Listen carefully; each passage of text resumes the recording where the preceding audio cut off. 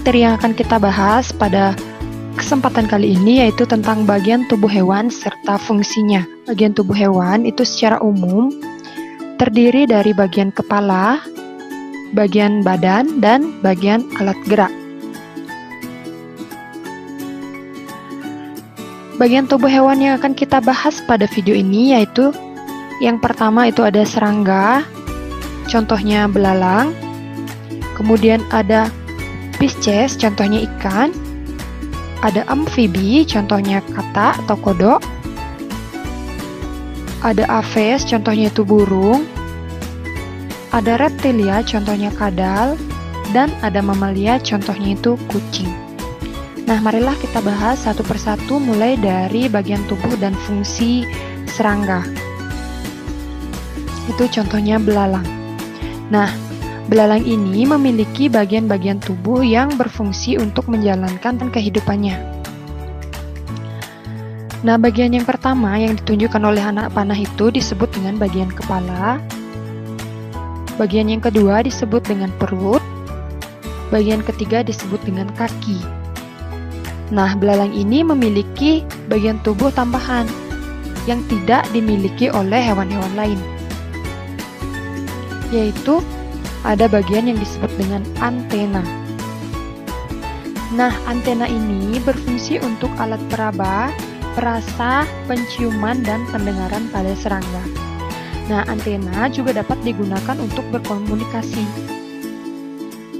Selain antena, belalang juga memiliki bagian dada dan bagian yang terakhir itu ada sayap. Sayap ini berfungsi untuk membantu belalang ketika melompat. Nah, kalian bisa perhatikan pada gambar, kaki bagian belakang dan kaki bagian depan belalang itu ukurannya berbeda. Jadi kaki bagian belakang itu lebih panjang yang berguna untuk belalang melompat tinggi. Seperti itu ya. Nah, jadi si belalang ini memiliki 6 kaki. Kemudian hewan yang kedua yaitu ada ikan. Nah, berikut ini merupakan gambar dari tubuh ikan. Adapun bagian tubuhnya itu yang pertama disebut dengan kepala. Kemudian bagian kedua disebut dengan mata. Bagian ketiga disebut dengan insang. Nah, jadi letak insang ini berada di bawah penutup insang. Jadi penutup insang ini namanya operculum. Di bawah operculum ini ada insang ikan. Insang merupakan alat pernapasan pada ikan. Nah, bagian selanjutnya yaitu ada badan. Bagian kelima disebut dengan sirip. Dan bagian yang terakhir disebut dengan ekor. Ikan merupakan hewan bertulang belakang yang hidup di air. Ikan mempunyai sirip yang berfungsi untuk berenang dan tubuh yang ramping untuk memudahkan bergerak di dalam air. Nah, tubuh ikan ini biasanya ditutupi oleh sisik. Yang dimaksud dengan sisik itu adalah bagian ini, ya, bagian yang menutupi tubuh atau badan dari ikan. Nah, kemudian ekor berfungsi untuk membantu pergerakan ikan di dalam air. Nah, umumnya ikan berkembang biak dengan cara bertelur. Nah, itulah bagian-bagian tubuh dari ikan serta fungsinya. Berikutnya hewan yang ketiga yaitu ada amfibi, contohnya itu ada kodok. Adapun bagian tubuh dari kodok yang pertama itu ada bagian kepala, kemudian ada mata, kemudian ada perut, ada kaki depan, ada kaki belakang, dan pada jari kakinya itu terdapat selaput kaki. Nah, kalian bisa perhatikan pada gambar, kaki belakang kodok itu lebih panjang dibandingkan dengan kaki depannya. Nah, kaki belakang yang lebih panjang ini berguna untuk membantu katak ketika ia melompat. Nah, jadi katak ini ketika berudu dia hidup di air dan bernapas menggunakan insang, dan ketika dewasa dia bernapas menggunakan paru-paru dan kulit. Maka dari itu, kulit dari katak itu berpori-pori karena digunakan untuk membantu dalam bernapas. Nah, itulah bagian tubuh dan fungsi dari tubuh katak.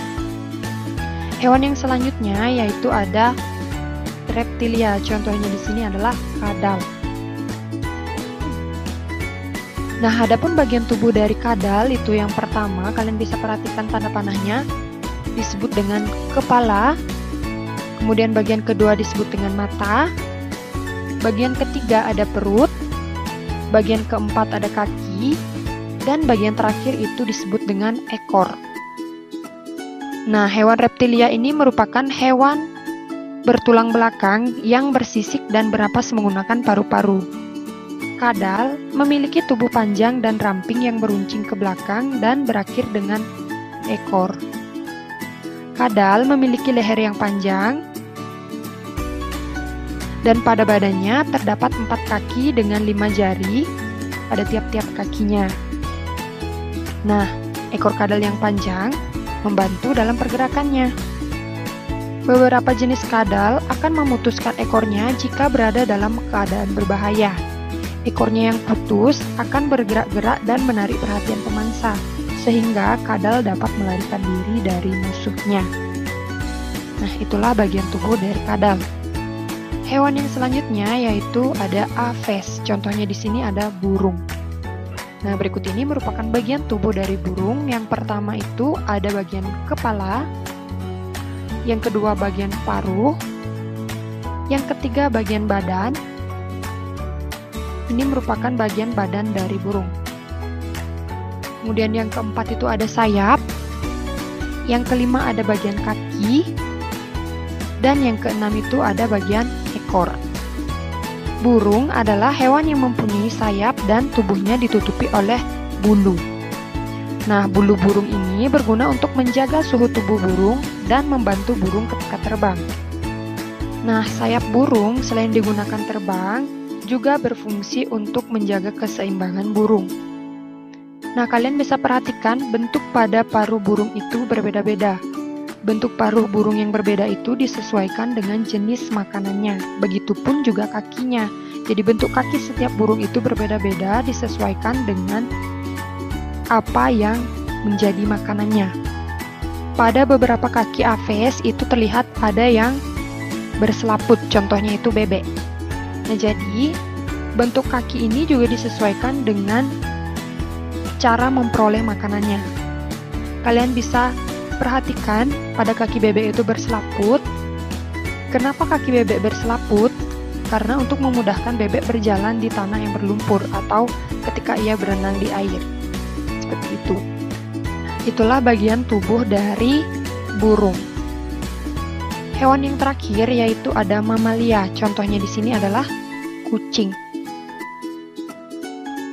Adapun bagian tubuh kucing, yang pertama itu ada bagian kepala, yang kedua ada bagian mata, yang ketiga ada bagian kumis, yang keempat ada bagian telinga, yang kelima ada bagian badan, dan yang keenam itu ada bagian kaki, dan yang terakhir itu ada bagian ekor.